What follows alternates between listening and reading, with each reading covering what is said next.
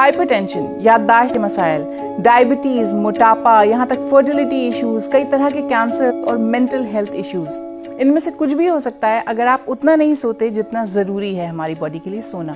क्योंकि हमारी बॉडी को भी नींद की उसी तरह ज़रूरत होती है जिस तरह हमारे फ़ोन को चार्जिंग की ज़रूरत पड़ती है। तो ये सब हेल्थ इश्यूज अवॉइड करने के लिए कितनी देर सोना चाहिए और क्या हम उतना सो भी रहे हैं?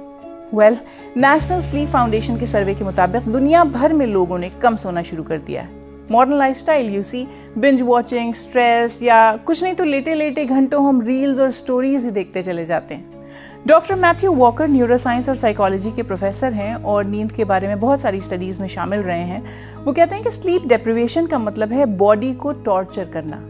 बहुत सी स्टडीज सजेस्ट करती हैं कि मर्दों और औरतों की फर्टिलिटी तक नींद की कमी से मुतासर होती है। इसके अलावा हम आम दिनों से ज़्यादा खाना शुरू कर देते हैं। जी हाँ, हमारी बॉडी में 2 हार्मोन्स होते हैं, लेप्टिन और ग्रेलिन। ये तय करते हैं कि हमें कितनी भूख महसूस होगी। एक हफ्ते में अगर समझ लीजिए कि आप ऑलमोस्ट 4 से 5 घंटे ही सोना कम कर दें तो ऐसे में इन हार्मोन्स का बैलेंस बिगड़ जाता है और जब बॉडी में ग्रेलिन का लेवल बढ़ने लगता है तो हमारी बॉडी हमसे कहती है कि तुम भूखे हो, कुछ और खाना चाहिए, कुछ और खाना चाहिए।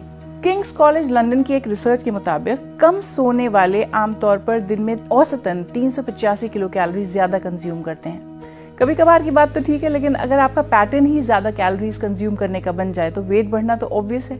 सिर्फ एक हफ्ते में अगर ठीक से ना सोया जाए तो बॉडी में ब्लड शुगर के लेवल्स डिस्टर्ब होने लगते हैं, यानी नींद की कमी से डायबिटीज का भी खतरा हो सकता है।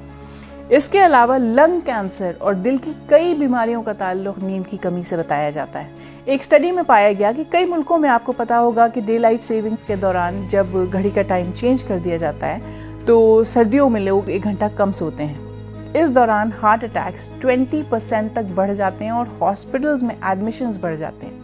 दिन भर हमारी आंखें जो देखती हैं, कान जो सुनते हैं, दिमाग उन्हें प्रोसेस करता है, लेकिन इस सब को एक सेफ स्पेस में यानी मेमोरी में तरतीब से संभाल कर रखने का काम दिमाग रात को करता है। और जब हम ठीक से सो नहीं पाते तो जाहिर है कि हमारी याददाश्त पर भी इन सब का असर पड़ता है। American centre for disease control recommend करता है कि हमें हर रोज कम से कम 7 से 8 घंटे सोना चाहिए। कुछ सिंपल सी अच्छी हैबिट्स को लाइफ में इंक्लूड करके आप भी अच्छी नींद सो सकते हैं। 7 से 8 घंटे हर रात सोइए। कोशिश कीजिए कि आपका बेड टाइम फिक्स्ड हो।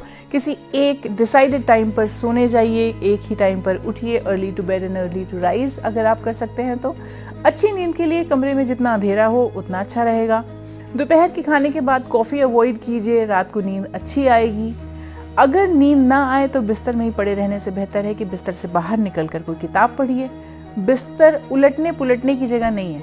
आपके दिमाग को पता होना चाहिए कि बिस्तर में लौटने का मतलब है सोना, और दिमाग वैसे ही काम करेगा जैसे आप उसे ट्रेन करेंगे।